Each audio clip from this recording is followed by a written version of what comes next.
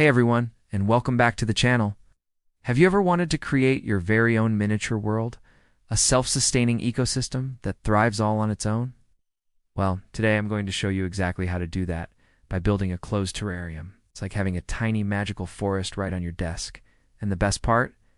Once it's set up, it requires almost zero maintenance.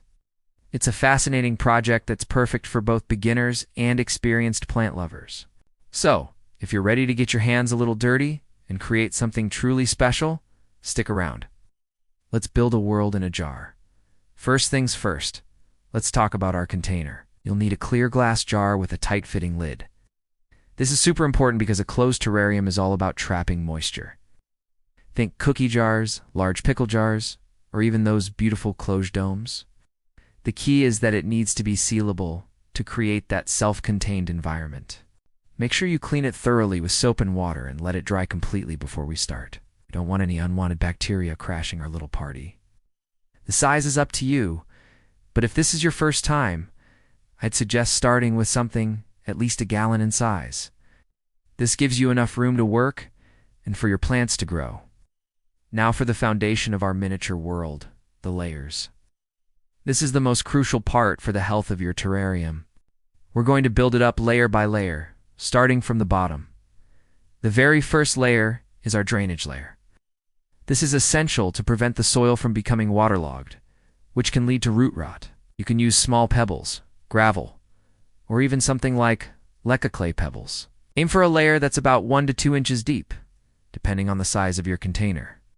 This layer acts as a reservoir for excess water, which will eventually evaporate and rain back down on your plants, creating a mini water cycle.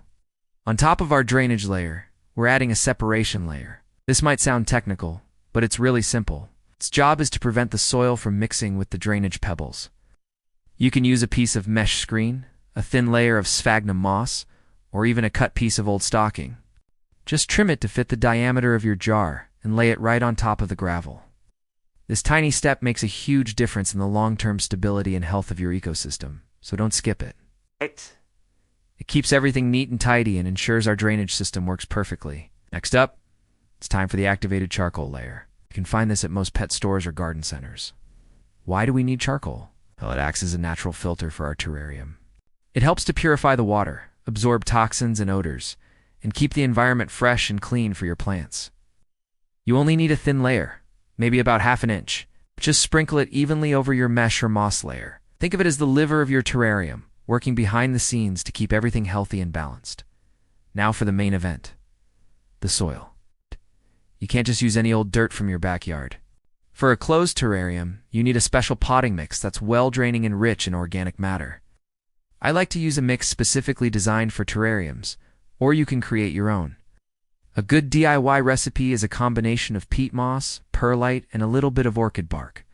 This creates a light, airy substrate that holds moisture without becoming compacted.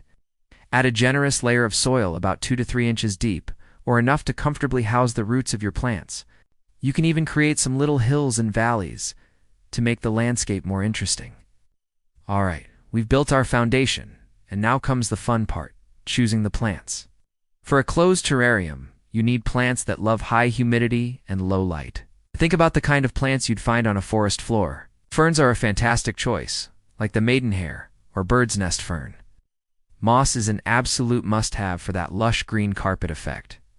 Other great options include Photonia, also known as nerve plants, peperomia, and small types of ivy. Avoid succulents and cacti at all costs. They hate humidity and will not survive in this environment. Choose a variety of textures and heights to create a visually appealing landscape. Planting time. This can be a bit tricky, especially if you have a narrow-mouthed jar.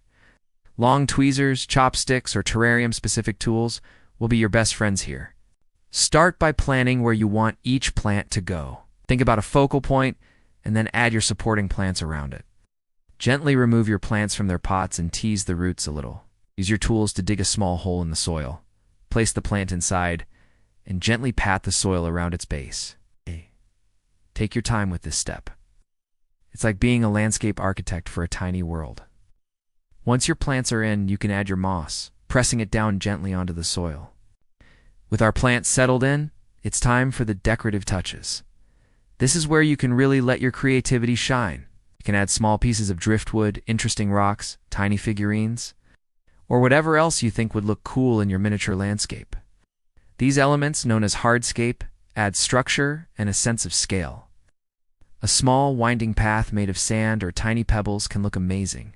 Just remember not to overcrowd it. Less is often more, and you want to give your plants plenty of room to grow and fill in the space. The final step before sealing our world is watering. This is a critical step, and you need to be careful not to overdo it. You want the soil to be moist, but not soaking wet.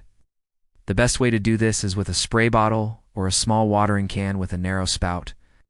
Lightly water around the base of the plants. You should see the water seep down through the soil, but you don't want a big pool of water forming in your drainage layer. If you do add too much water, just leave the lid off for a day or two to let some of it evaporate. And now, the moment of truth. Clean the inside walls of the glass with a paper towel to remove any smudges or dirt. Put the lid on and find a nice spot for your new terrarium. It needs bright, indirect light. It's a spot near a window, but out of the direct sun's rays is perfect. Direct sunlight will act like a magnifying glass and can scorch your plants and overheat the terrarium. Now, you just sit back and watch. For the first few days, you might see a lot of condensation on the glass. This is normal. If it seems excessive, you can wipe it down or leave the lid ajar for a few hours. Eventually, it will find its own balance, creating a cycle of condensation in the morning and clearing up by the afternoon. And that's it. You've successfully created a living, breathing, self-sustaining ecosystem in a jar. It's a beautiful piece of living art that will evolve and change over time. The only maintenance you might need to do is trim back any plants that get too big and occasionally clean the glass. If it ever looks too dry, which is rare, you can add a tiny bit of water. Thanks so much for building along with me today. Hope you feel inspired to create your own miniature world. If you do, I'd love to see it. Tag us on social media. Don't forget to like this video and subscribe for more Green Thumb projects. Happy planting.